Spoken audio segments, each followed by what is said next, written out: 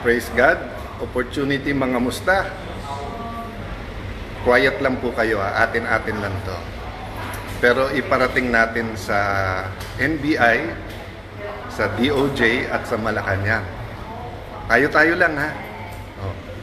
Sabihin natin sa DOJ, sa NBI at sa Malacanang, di kayo halata ha.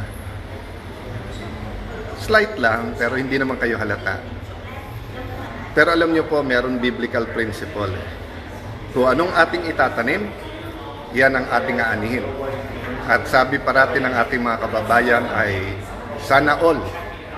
So, ito proposal natin sa NBI, sa Malacanang, at saka sa DOJ. Imbestigahan nyo yung Southeast Asian Games of 2019 kung saan tayo nag-overall champion at tinangala ng buong Southeast Asia. Imbestigahan nyo ng husto, bigay nyo lahat. We will support totally.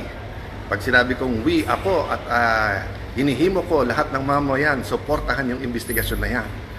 Tapos, ako naman, 10 ng aming mga kasama na ngayon ay nasa minority, imbestigahan naman namin ang flood control.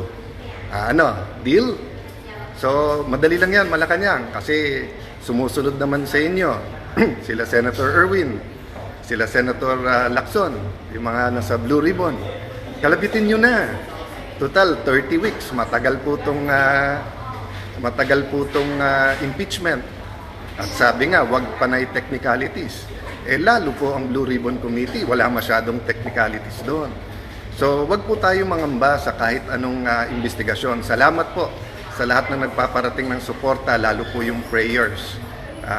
Pagkatapos sabihin na incidental lang dahil yung building, biglang pinawalang sala na ang mga kakampi nila.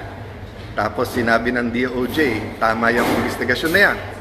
Tapos ang Malacanang, naimbestigahan na daw yung sekretary nila, pero ako daw, hindi pa. Okay lang, imbestigahan natin lahat. Pero hindi naman siguro bad words ang flood control. Ang bad words ay cover up. So, tamang-tama, magsosona na ulit.